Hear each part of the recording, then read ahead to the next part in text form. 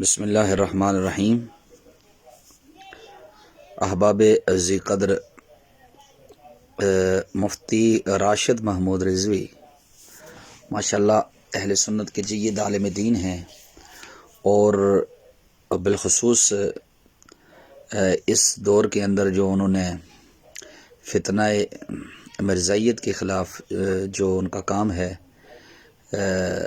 اور مرزا جہلمی کے حوالے سے جو ان کی تحقیق ہے، ریسرچ ہے، وہ فقید المثال ہے۔ لیکن ایک کلپ ان کا سنا جس میں انہوں نے عقیم الامت، مفکر اسلام، مصور پاکستان،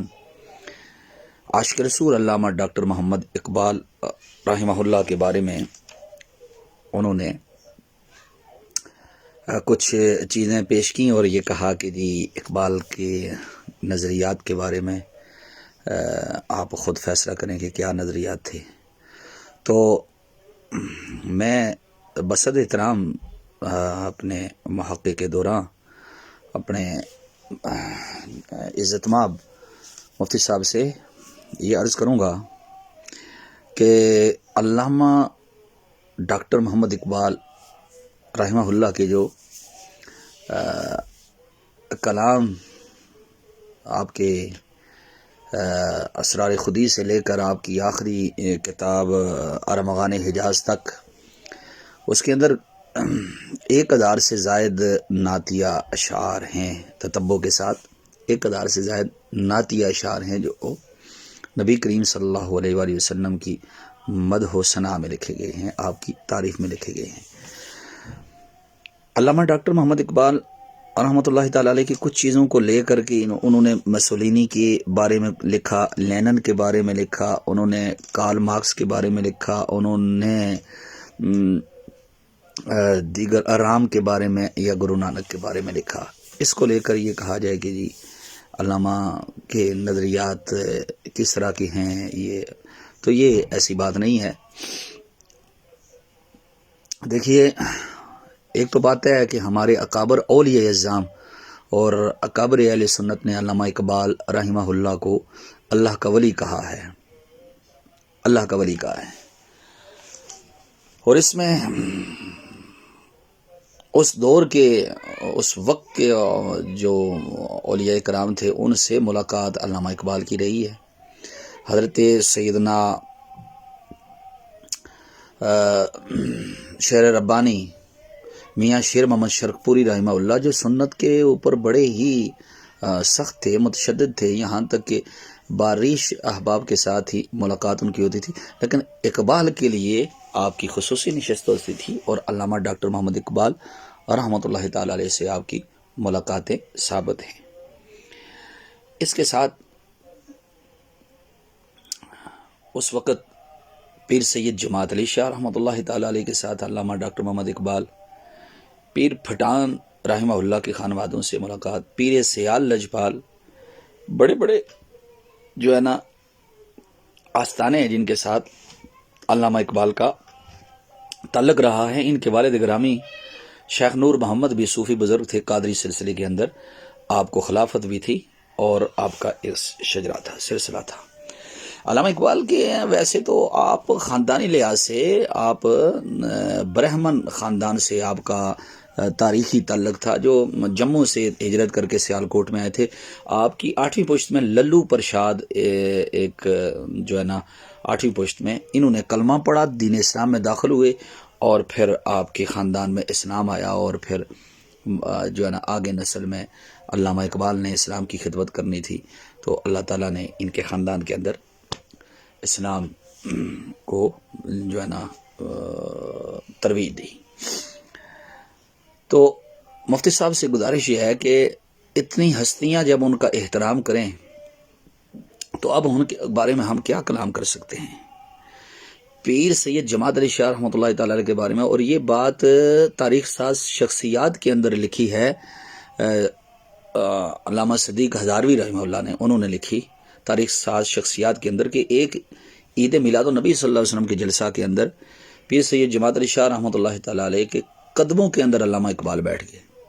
پیر صاحب تشریف فرما تھے، علامہ اقبال آ کے قدموں میں بیٹھ گئے، تو انہوں نے کہا جی اقبال اوپر بیٹھیے. علامہ نے کہا نہیں جی میں سید زادے کے قدموں کے اندر بیٹھنا اپنا شرف سمجھتا ہوں. تو برجستہ پیر صاحب نے یہ فرمایا کہ اس بندے کی بھی کیا شان ہوگی جس کے قدموں میں اقبال خود بیٹھا ہوا ہو. اقبال بمانا بلندی، کہ جس کے قدموں میں بلندی آ گئی ہو. وہاں پر جو ہے نا پیر صاحب نے فرمایا کہ اقبال آپ کا ایک شعر ہمیں بھی یاد ہے. آپ نے علامہ نے کہا جی حضور آپ کو امیر ملت آپ کو کون سا شعر یاد ہے؟ تو پیر سید جماعت علی شاہ امیر ملت نے فرمایا کہ کوئی اندازہ کر سکتا ہے اس کے زور بازو کا، نگاہ مرد مومن سے بدل جاتی ہے تقدیریں. تو علامہ ڈاکٹر محمد اقبال حکیم الامت نے کہا کہ میری بخشش کے لیے یہی کافی ہے کہ آپ کو میرا شعر یاد ہے. عشق رسول کی داستان اگر لکھی جائے تو علامہ ڈاکٹر محمد اقبال نے غازی علم دین شہید رحمۃ اللہ تعالی علیہ کے جسد مبارک کو میاں والی جیل سے لانے کے لیے سر توڑ کوشش کی، اور آپ کی کاوشوں سے یہ آپ مقدمہ جیتے. اور علامہ ڈاکٹر محمد اقبال کے مقدمہ جیتنے پر غازی صاحب کے جسد مبارک کو میاں والی سے منتقل کیا گیا لاہور، اور 70 مرتبہ غازی علم دین شہید رحمۃ اللہ تعالی علیہ کے جنازے کو علامہ اقبال نے کندھا دیا. یہ آپ کی عشق کی علامت ہے. ساری دنیا کے جو ہے نا اشعار حضور کی محبت میں ایک طرف، اور جو اردو ادب میں لکھا گیا ہے سیدی اعلیٰ حضرت باستثناء اعلیٰ حضرت کے کلام کے علامہ اقبال کا یہ شعر جو ہے نا کہ محمد سے وفاتوں نے تو ہم تیرے ہیں، یہ جہاں چیز ہے کیا لوح و قلم تیرے ہیں، یہ آفاقی شعر ہے. اور اب میں عرض کرتا ہوں کہ جو آپ نے پہلو ذکر کیے کہ ان پہلوؤں کی وجہ سے کہا جائے کہ اقبال کے نظریات کیا تھے، تو اس پر میں عرض کرتا ہوں. اور پھر دوسرا ابو داؤد صادق جو نباز عصر اور نائب محدث اعظم نائب اعلیٰ حضرت آپ یہاں پر پاکستان میں رہے ہیں، آپ کا ماہنامہ رضائے مصطفیٰ میں قسطوار علامہ اقبال علامہ ڈاکٹر محمد اقبال حکیم الامت اور آپ کا مسلک اس قسطوار شائع ہوتا رہا، اور اس کے اندر آپ حوالے دیتے رہے کہ علامہ اقبال کیا تھے. یہ جو آپ نے کہا نا کہ جی میں جو مقلداً تقلید کے اعتبار سے حنفی ہوں اور نظریاتی اعتبار سے غیر تو وہ تو درست ہے، کیونکہ نظریات کے اندر عقائد کے اندر تقلید ہے نہیں، مسائل کے اندر تقلید ہے. تو یہ تو علامہ اقبال حنفی تھے. پھر اعلیٰ حضرت کے ایسے شدائی ہیں کہ آپ کا تو مضمون ہے سیدی اعلیٰ حضرت کے بارے میں، اور آپ فرماتے ہیں کہ اگر عشق رسول کی شدت نہ ہوتی تو وقت کے امام اعظم ابو حنیفہ اعلیٰ حضرت امام اہل سنت تھے. امام محمد رضا فاضل بریلوی رحمہ اللہ کے بارے میں اقبال کے ایسے حسین کلمات ہیں. پھر قبلہ اس کے ساتھ اگر اسماعیل دہلوی کے بارے میں آپ کہیں تو اسماعیل دہلوی نے یہ نظریہ دیا تھا کہ ثم استوى علی العرش کے تحت اس نے یہ کہا تھا کہ معاذ اللہ تعالیٰ عرش پہ بیٹھا ہوا ہے. تو یہ تو ایک ایسا نظریہ تھا جس کے اوپر پھر تفاسیر کے اندر اور ترجموں کے اندر یہ لکھا گیا ہے. لیکن علامہ اقبال نے اس کے رد میں یہ کہا تھا کہ بٹھا کے عرش پہ رکھا ہے جس کو واعظ نے، وہ خدا ہی کیا جو بندوں سے احتراز کرے. تو دیکھیے اب آپ جانتے ہیں کہ صراط مستقیم میں کون سا نظریہ دیا گیا تھا. نبی کریم صلی اللہ علیہ وسلم کے خیال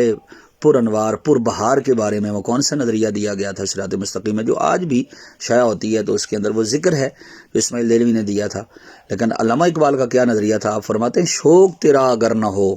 میری نماز کا امام، میرا قیام بھی حجاب میرا سجود بھی حجاب.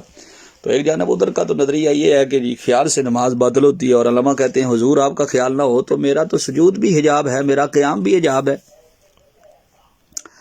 مرزا غلام احمد قادیانی کے بارے میں اقبال کے مضامین اور مکاتیب اقبال کے اندر یہ واضح طور پر ہے. علامہ فرماتے تھے کہ قادیانیت اسلام کی پشت میں خنجر گھونپا گیا ہے، اور مرزے کا رد بھی آپ نے کیا ہے. مرزے نے جب جہاد کے خلاف فتویٰ دیا تھا، جہاد کے خلاف،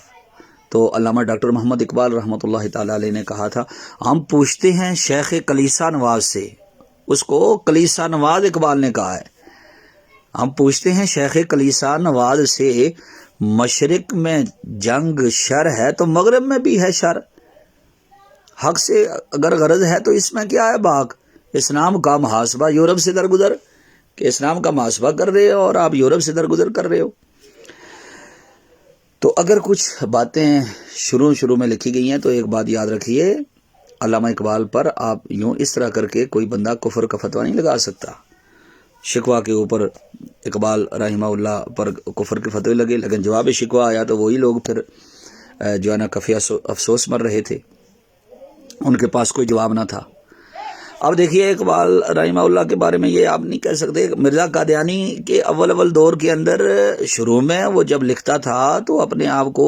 ایک متصوف کہتا تھا، ابھی تک اس نے دعوے جب نہیں کیے تھے تو جو ہے نا تحریک ختم نبوت اپنی کتاب کے اندر شورش کاشمیری نے بھی یہ بات لکھی ہے کہ اس وقت تک، اور میرے منیر کے اندر بھی یہ ذکر ہے، بہت سارے لوگ اس کے جو ہے نا میرے منیر کے اندر بھی یہ ذکر ہے، خواجہ غلام فرید کوٹ مٹھن والے یہ بھی جو ہے نا اس کی انہوں نے تعریف کی، جس وقت تک اس کا مہدی ہونے کا اور دیگر دعوے جو کفریات تھے وہ دعوے سامنے نہ آئے تو شروع میں۔ اب دیکھیں تذکرۃ الرشید کے اندر رشید احمد گنگوئی نے بھی اس کی تو تعریف کی ہے، اور کہا کہ بندہ اچھا ہے لیکن بے پیرا ہے، تو آتے جاتے لوگوں سے پوچھا کرتا کہ جی کیسا ہے، کیا کیا کام ہو رہے ہیں۔ تو شروع کے اندر پیر سیدنا مہر علی شاہ رحمۃ اللہ تعالیٰ علیہ نے بھی اس کی گرفت تو نہیں کی، اور اس کے بارے میں جو ہیں باتیں وہ آپ پڑھ کے دیکھ لیجئے میرے منیر کی، لیکن جب اس کے کفریات سامنے آئے تو پھر حرکت کے اندر تمام علماء آئے ہیں۔ تو علامہ ڈاکٹر محمد اقبال رحمہ اللہ نے اس کا شروع کا دور بھی پایا، اور علامہ کی زندگی کے اندر ہی وہ واصل جہنم ہوا، تو یہ بات نہیں ہو سکتی۔ اور پھر علامہ اقبال رحمہ اللہ کے نے اس کے بارے میں بالکل واضح طور پر اس کا رد کیا ہے، واضح طور پر اس کا رد کیا۔ اور یہ یاد رکھیں کہ علامہ اقبال کے ادوار ہیں۔ اب شروع کے دور کے اندر علامہ اقبال کے اندر وطنیت غالب تھی، تو اس دور کے اندر آپ یہ کہتے ہیں کہ سارے جہاں سے اچھا ہندوستان ہمارا، ہم بلبلیں ہیں اس کی، یہ گلستان ہمارا۔ اب دیکھیں اس کے اندر تو اقبال ہندوستان سے اتنی محبت کا آج بھی وہ انڈیا کے اندر ہندوستان کے اندر یہ نغمہ پڑھا جاتا ہے، لیکن جب غلبہ ہوا اقبال کے اندر، اقبال یورپ سے پڑھ کر آئے، جرمنی سے آپ پڑھ کر آئے، پی ایچ ڈی کر آئے، تو پھر علامہ کے اندر جب اسلام کے محبت اور مسلمانوں کی تاریخ کے ساتھ محبت ہوئی اور اسلام کے عروج کو دیکھنا چاہتے تھے، تو آپ نے کہا چین و عرب ہمارا، ہندوستان ہمارا، مسلم ہیں ہم، وطن ہے سارا جہاں ہمارا۔ تو نظریہ چینج ہو گیا، اقبال کا بدل گیا۔ تو دوسری بات جس کو آپ سمجھیے گا، یہ کافی وافی آپ جیسے غواص کے لیے اور محقق کے لیے بات ہے کہ علامہ اقبال پر شکر کا غلبہ بھی طاری ہوتا تھا۔ کچھ آپ نے مقام شکر پر جا کر جو باتیں لکھی ہیں ان کے اوپر گرفت بنتی نہیں ہے، ورنہ حضرت اولیاء کرام کی ایک بڑا سلسلہ ہے جو صاحبان شکر رہے ہیں، اور شکر کی اور صاحب کی بات حضور داتا علی اجویری نے کشف المحجوب کے اندر لکھی ہے۔ اس لیے اس بات میں بھی آپ نہ پڑھیں، اس میں بھی آپ کلام نہ کریں، اس میں بھی آپ گفتگو نہ کریں۔ رہی بات مسولینی، کارل مارکس کی، لینن وغیرہ کی، ان لوگوں کے جو نظریات تھے، جو تھیوریاں دینے والے تھے، تھیوریز دینے والے تھے، ان کے اوپر اقبال جو کلام کر کے گئے، تو اقبال ایک مولوی تو نہیں تھے نا جی، اقبال ایک مدرسہ کے فاضل تو نہیں تھے۔ علامہ اقبال تو ان پر بھی تنقید کرتے ہیں، کہتے ہیں اٹھا میں مدرسہ و خانقاہ سے غمناک، نہ زندگی نہ محبت، نہ معرفت نہ نگاہ۔ وہ تو بلکہ ان دونوں چیزوں سے بیزار ہو گئے، کہتے ہیں مکتبوں میں کہیں رانائی افکار بھی ہے، خانقاہوں میں کہیں لذت اسرار بھی ہے،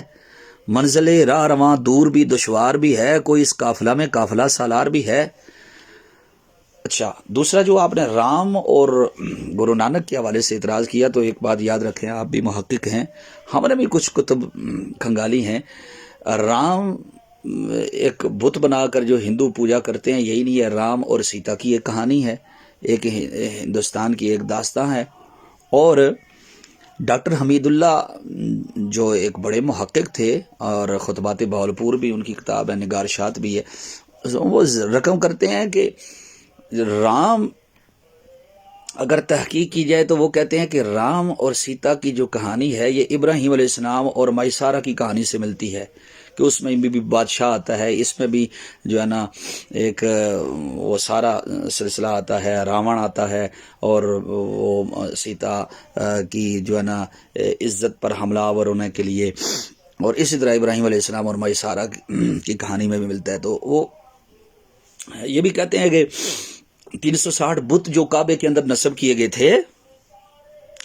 وہ 360 بت ہند کے لوگ لے کر گئے تھے، کہ انہوں نے کہا جی یہ تم اندیکھے دین ابراہیمی پر تھے وہ قریشی، تو جی اندیکھے خدا کی بات، ہم تو اس طرح پوچھتے ہیں تو تم بھی یہ اس طرح کی مورتیاں رکھ لو۔ تو پھر انہوں نے ابراہیم علیہ السلام کی مورتی، اسماعیل علیہ السلام کی مورتی، اور اس طرح کر کے مائسارہ ہاجرہ کی مورتیاں وہاں پر بنائیں، لات منات عزا وغیرہ یہ جو تھے یہ مورتیاں انہیں کی تھیں تو اب دیکھیے کہنے کا میرا مقصد یہ ہے کہ اس پہ اگر آپ توجہ کریں آپ تو آپ پر یہ بات عیاں ہوگی کہ ڈاکٹر حمید اللہ کہتے ہیں کہ بیسیکلی جو ہے یہ بعد میں پھر انہوں نے پوجا شروع کر دی، تو ادھر بھی پوجا کی گئی ادھر بھی پوجا کی گئی، وہاں پر بھی جو بت نصب تھے ابراہیم علیہ السلام کا بت تھا وہاں پر اس کی پوجا ہوتی تھی، تو لے کر یہ گئے تھے اس کلچر کو، وہاں پر لے کر گئے تھے اور وہاں پر یہ شروع ہو گیا، بت جو ہے کی پوجا شروع ہو گئی۔ تو وہ کہتے ہیں کہ اگر تحقیق کی جائے تو یہ رام اور سیتا کی جو کہانی ان کی کتب میں ملتی ہے، ان کی ویدوں کے اندر، ان کی کتب کے اندر، یہ اسی سے ملتی جلتی ہے۔ تو اقبال نے بھی جو کہا نا کہ اہل نظر، تو چونکہ اقبال اہل نظر تھے تو اہل نظر پر یہ بات آشکارا ہوگی۔ بات میں اگر آج اس کی پوجا کی جائے تو یہ تو نہیں ہے نا کہ جناب آپ کہیں کہ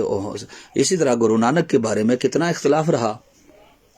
بعض نے تو اس وقت یہ کہا تھا کہ یہ صوفی بزرگ تھا جی، اور اقبال نے گرو نانک کے بارے میں جو لکھا اس کے اندر یہ ذکر کیا ہے، یہ ذکر کیا ہے، توحید کا ذکر کیا ہے، اس شعر کے اندر توحید کا، گرو نانک کے بارے میں جب آپ ذکر کرتے ہیں تو اس کے اندر توحید کا ذکر کرتے ہیں، کہ توحید کے پرچار کا علامہ اقبال ذکر کرتے ہیں۔